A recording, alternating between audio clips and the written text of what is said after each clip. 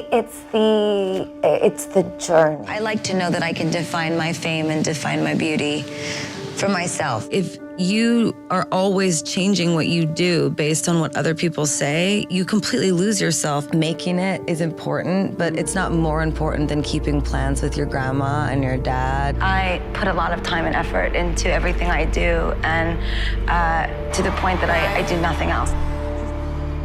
Name is Lady Gaga!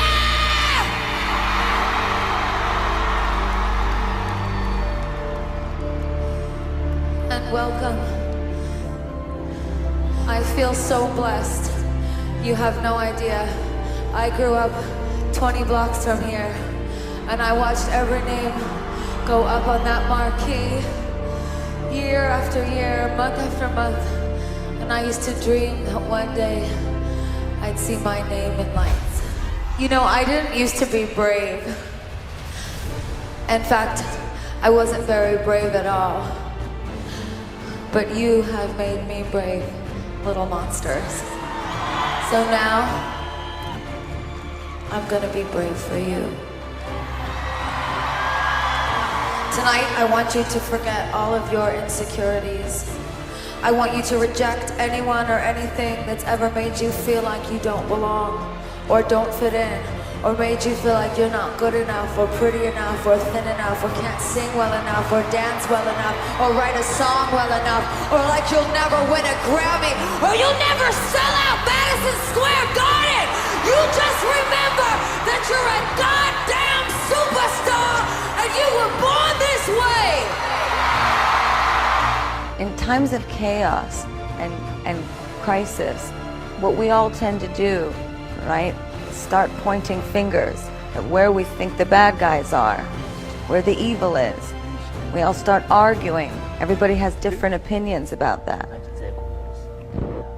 Please do not forget that hatred or evil, whatever you want to call it, it's intelligent, it's smart, and it's invisible. It doesn't have a color, it doesn't have a race, it doesn't have a religion, it has no politics. It's an invisible snake that while it is planning to make its attack, it is thinking to itself, I am going to divide my enemy into smaller, less strong groups, and then I'm going to make them hate each other so that it's easier to take them down. And as we're all yelling at each other, trying to figure out which group it is that's causing the problem, evil's winning all around us. So we have to get rid of those labels. These different factions, gay, straight, rich, poor,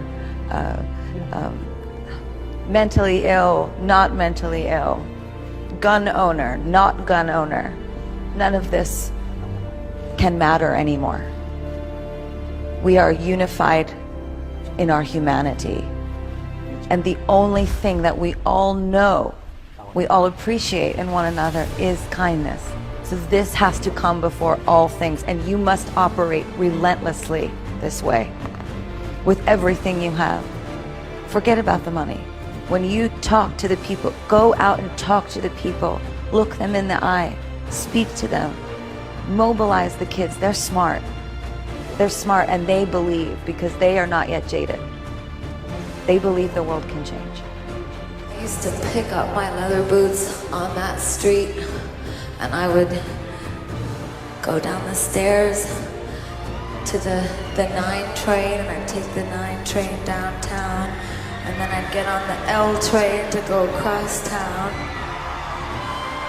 And I'd go to dance class, and I would pray, and I would dream that someday one person would believe in me.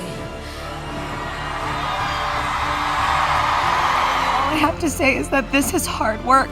I've worked hard for a long time, and it's not about, it's not about winning, but what it's about is not giving up. If you have a dream, fight for it. There's a discipline for passion, and it's not about how many times you get rejected or but you fall down or you're beaten up. It's about how many times you stand up and are brave and you keep on going. I have some sort of anxiety, depression, something that's changed my whole life. I take antidepressant medication for it. I have tried to get off of it. My doctor always tells me not to, that it's not safe for me to. Whenever I've tried to, I've gotten very neurotic, manic, sick. So I have had to study all different types of ways. But I was thinking to myself, why is it that I have to dig into all these different areas to figure out how to function? Why don't, there's no way that I have at my fingertips as a, public figure. It's not possible that I have the resources that other kids have. So this is not fair. I started looking into Ayurvedic medicine. I started looking into mindfulness and meditation. I started looking into a mantra. I do acupuncture. I do cupping. I pray sometimes. I make music. I write poetry. I'm an actress now. That's helped me a lot. But so these are the things that I started to do, but what helped me the most, that I want to impress upon all of you, is that I realized that part of my identity is saying no to things I don't want to do. And you are all in school and you all have a lot of teachers and a lot of people around you that tell you all day what you have to do, but it is your right to choose what you do and don't do. It is your right to choose what you believe in and what you don't believe in. It is your right to curate your life and your own perspective. You are not here to be a puppet for Yale. That's not what they want. Am I wrong? And I have had to make decisions like, why am I unhappy? Okay, Stephanie, Gaga, hybrid person. Why are you unhappy? Why is it that you want to quit music a couple years ago? It's like, well, I really don't like selling these, fragrances, perfumes. I don't like wasting my time spending days just shaking people's hands and smiling and taking selfies. It feels shallow to my existence. I have a lot more to offer than my image. I don't like being used to make people money. I feel sad when I'm overworked and that I've just become a money-making machine and that my passion and my creativity take a back seat. That makes me unhappy. So what did I do? I started to say no. I'm not doing that. I don't want to do that. I'm not taking that picture. I'm not going to that event. I'm not standing by that because that's not what I stand for. And slowly but surely I remembered who I am. And then you go home and you look in the mirror and you're like, yes, I can go to bed with you every night. Because that person, I know that person. That person has balls. That person has integrity. That person has an opinion. That person doesn't say yes. That person doesn't get a text from somebody and say, oh my God, they wrote this and they sent this emoji. Should I write this back? What do you think? Is that okay to say? Are they going to like me if I say that? Should I say something different? This is the age that we live in. We're not actually communicating with each other. We are unconsciously communicating lies. Don't we live now in a bit of a very shallow world? Pop culture is extremely shallow. And we're just asking the world to get deep and make it about feeling, make it about emotion, make it about how we truly feel. I might be a romantic, but wouldn't that be a better way to live if we actually spoke? I gotta thank God. Thank you for looking out for me. Thank you for my family at home. I love you. Thank you. They can't define me. I think part of the ongoing question will always be, who is she? Because I don't always reveal myself. We got to take care of each other. So if you see somebody that's hurting, don't look away.